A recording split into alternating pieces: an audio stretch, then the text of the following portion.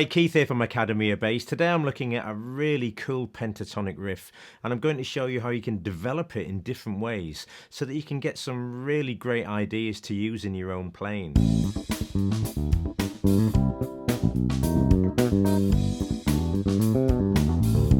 I'm using the Major Pentatonic Scale today, which is the perfect scale to use over any major chord in any musical situation. It's not a scale that's going to produce any kind of outside sounds, and by that I mean all of the notes are safe, so as long as you're playing notes from within the scale, whatever you play will fit and will sound good. And that's why it's such a great scale to use, and also why it's so widely used in pretty much every style of music. I'm playing over a C7 chord today, and the scale I'm going to be using is the C Major Pentatonic Scale.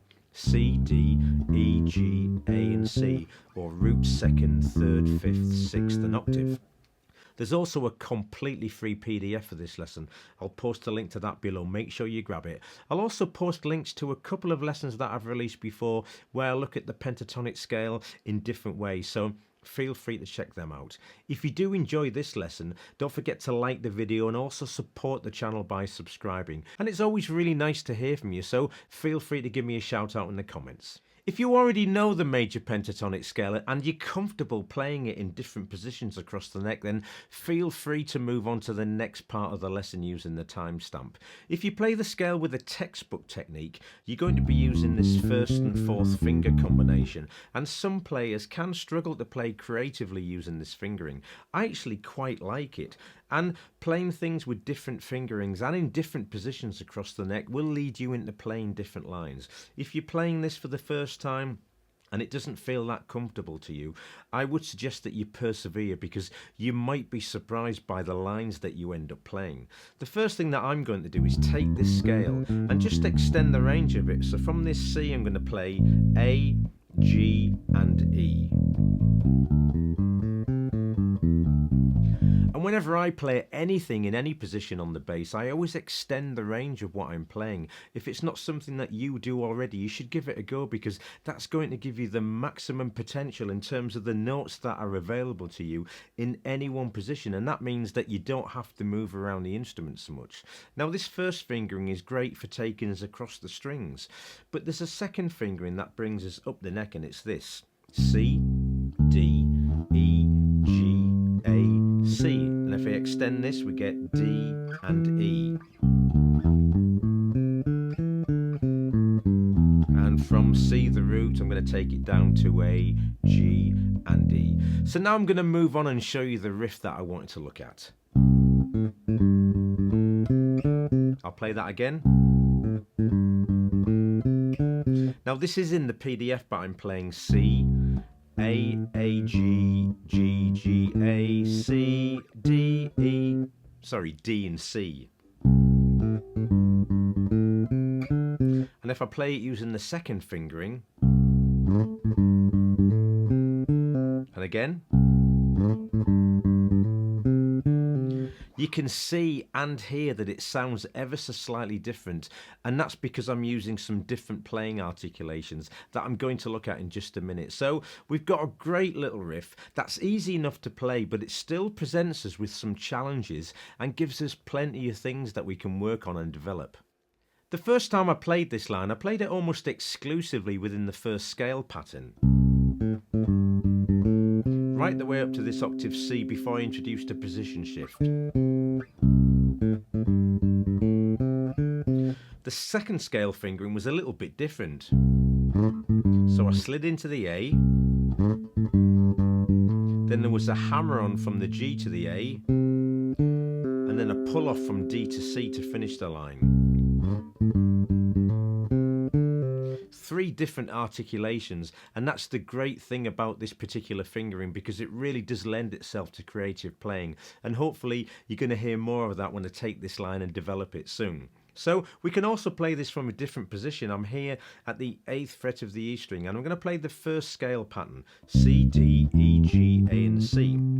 And as I did previously, I'm going to extend that, so I'm going to play D here at the 7th fret of the G string, and then E at the 9th fret.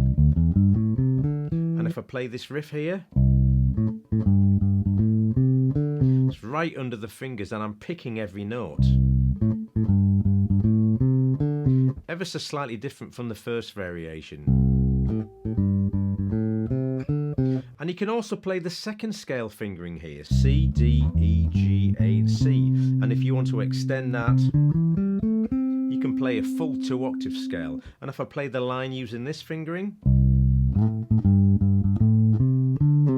now the eagle-eyed amongst you will have noticed that I actually missed out one of the articulations this time. So I still played the slide into the A, but instead of playing the hammer-on from the G to the A, I picked it, but I still retained the puller from the D to the C. So we've got 3, potentially 4 different ways of playing the same line. And each different way introduces something new, whether it's a position shift or the use of a different articulation, but it sounds ever so slightly different each way we play it. It's the same scale, it's the same notes, so harmonically it does the same job, but that doesn't mean it's going to fit every musical situation.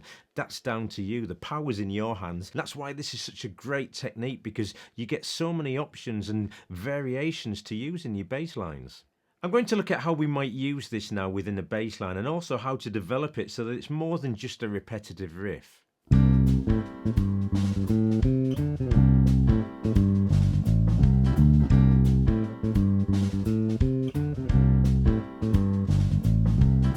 I started here by playing the riff in its entirety.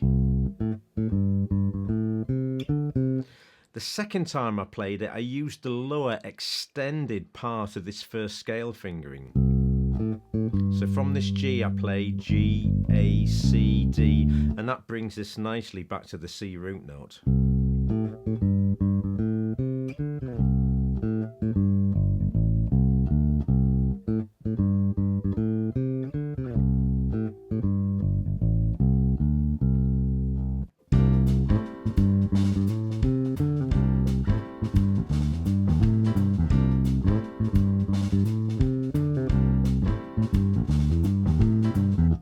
Now this time again I started with the full riff.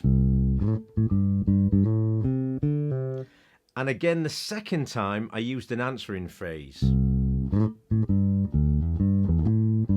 So I'm playing D, hammering on to E, G to E, A, G and E. So I've got a little hammer on and then a picked line.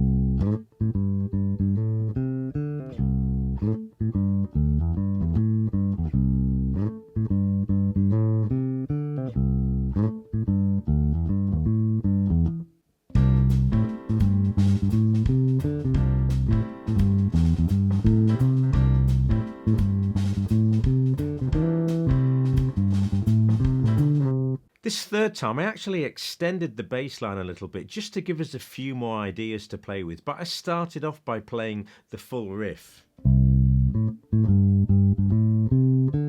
The second time through I answered that by playing a run up the scale. E, G, A, C. Next time through, played this little bluesy line, so I'm hammering on from E flat to E to C. And then you could say that I jumped to the next scale fingering, because I played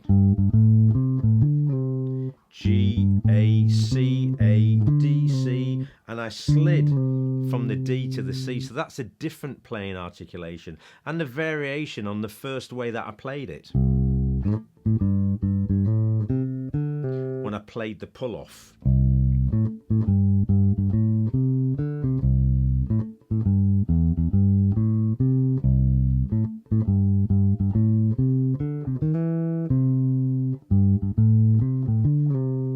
So this line's got a lot of variation and some really nice ideas too.